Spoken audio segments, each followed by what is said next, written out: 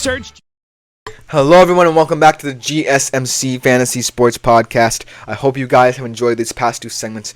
But coming up for the next segment, we are transitioning across the pond to the European Championships taking place in Germany, and we are going to be looking at some of the fantasy stars from this past week. We have seen some incredible games, some incredible goals, just an absolutely cinematic tournament so far in terms of whether it be young breakout stars finding their footing on the international stage, or these established veterans coming back into squads and really helping certain teams out. I really do believe that this has been one of the more exciting starts to a European tournament in recent memory. It just keeps topping themselves as the years go on, as teams get better. So without further ado, let's jump right into what should be a fantastic segment. Now, I think that this has been the tournament of the youngster. Whether you be someone who has risen through the ranks and are finally making your debut on the international stage, or young stars who we feel like we've known forever but really haven't had the chance for their international teams to make some noise. The tournament of the youngster has been the name of the game over this past 2 weeks, and something I've realized when looking at these fantasy stars.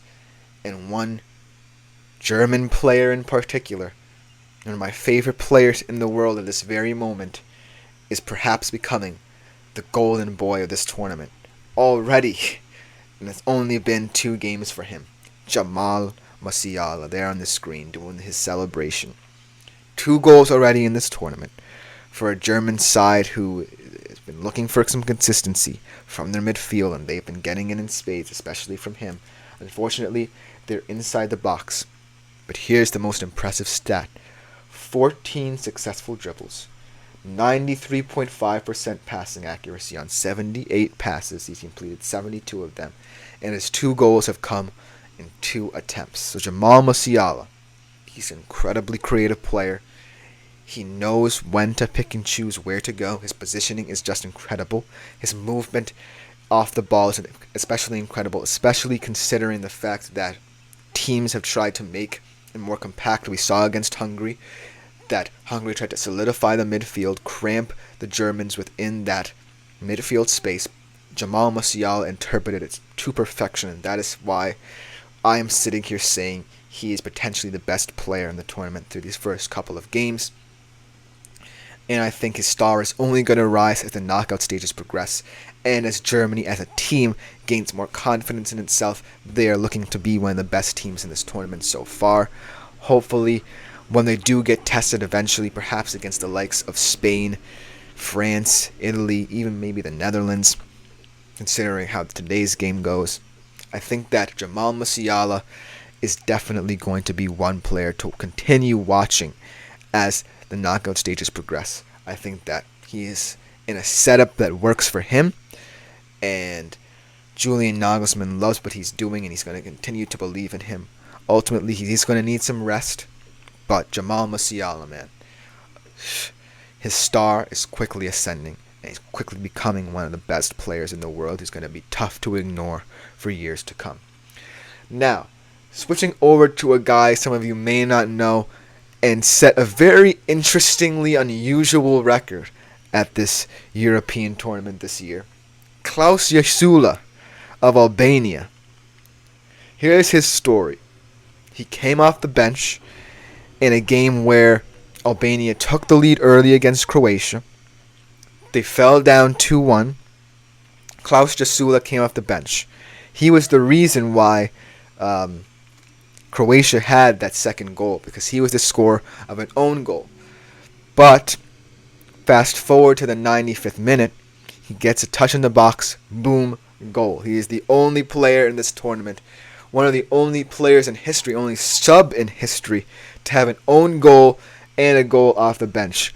While it's definitely kind of weird in fantasy, I just wanted to highlight him.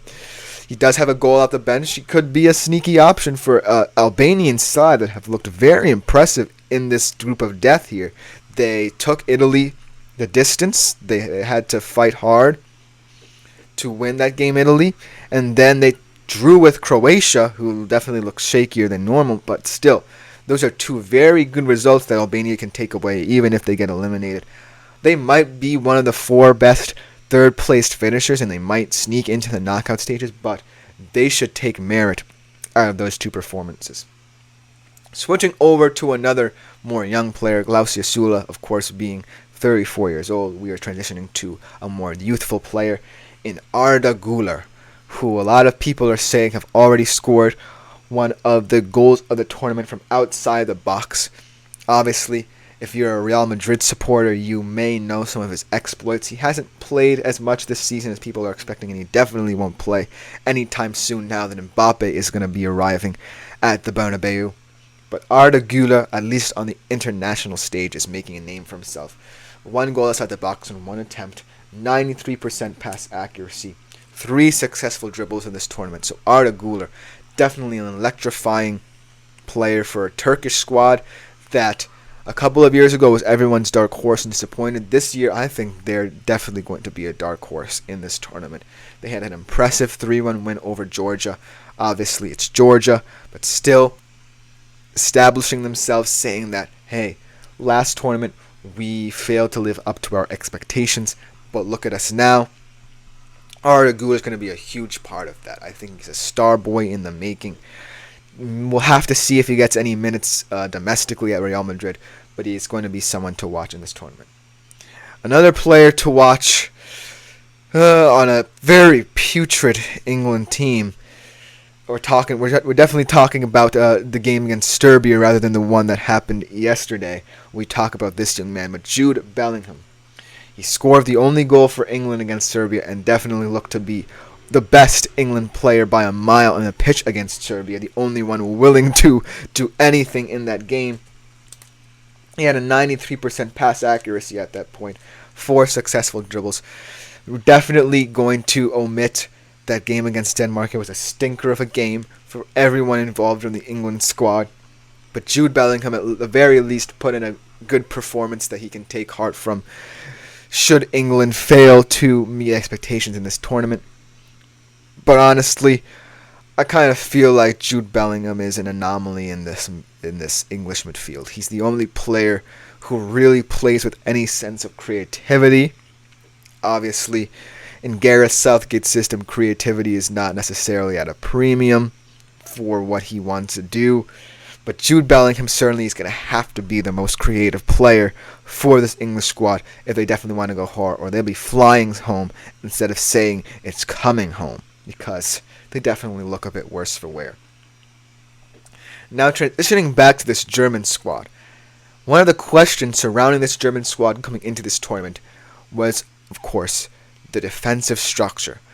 Will the center-back pairing of Antonio Rudiger and whoever was the first choice for Julian Nagelsmann going into this tournament stand up to true tests? And against Hungary, that was a huge question because Hungary definitely presented a lot more attacking threat than Scotland did. And the player at that second center-back position in Jonathan Tah is the one player who I was really critical of and kind of skeptical of being in the squad. But he has truly impressed me, especially in that game against Hungary. Fantastic defensive effort from Jonathan Tah to kind of dispel a couple of doubts surrounding this German defense. It definitely looked a lot more solid than it did a couple of years ago when they were in utter shambles. But now, Jonathan Tah is restoring faith in that German defense. And it is becoming one of the quickly strengths of this team. 6 clearances in this tournament, 98.5% pass accuracy. Obviously, he's mainly passing it around the back line, so he's no Toni Kroos pinging balls up the pitch, but it is what it is if you were looking for a solid ball-playing defender in your fantasy squad. And ultimately, Jonathan Tah, he's gone from, in my mind, one of those guys who I would never trust to a guy who I would trust going forward in this tournament. And so, looking at Jonathan Tah's defensive standing so far, he has definitely been one of the better defenders in this tournament. In a tournament that has had goals galore, it seems like. He has been one of those talismanic defenders, especially in fantasy as well as in real life. Let's conclude today's Euros segment with a guy who has been doing it for many years. Many of you may not know him, but he is one of those unexpected stars who kind of shone brightest when the stage was big.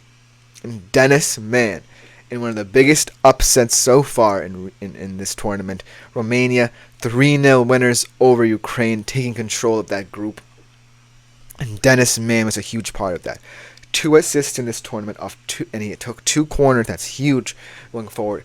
If Romania even make it out of the group, then that's huge. Looking for a guy like Dennis Mann later in the knockout stages. 4 successful dribbles, only 89% pass accuracy. He's not a huge passer, but Dennis Mann, kudos to him, man. Kudos to Romania for winning that game and taking advantage of Ukraine's team that seemed a little bit disjointed. But looking for these players in fantasy, especially in this tournament and early in the group stages of this tournament, is highly vital. Guys like Jasula and Dennis Mann might be a bit hard to come by, because looking at how you might want to set up your team, you might want more star players in your squad, especially in the midfield. But overlooking guys from lower level nations like Dennis Mann and Klaus Jasula may not be to your benefit, because of the fact they can always pop up in certain moments and always take advantage of certain teams that may look weaker than them, and that's exactly what Dennis Mann did. And so he is going to conclude this segment. Coming up next on this show, we are going to be looking at the rookie projections for fantasy football. Who will be the big stars in terms of quarterbacks, running backs, and wide receivers in the fantasy world for this rookie class? You don't want to miss it. We will be right back with it.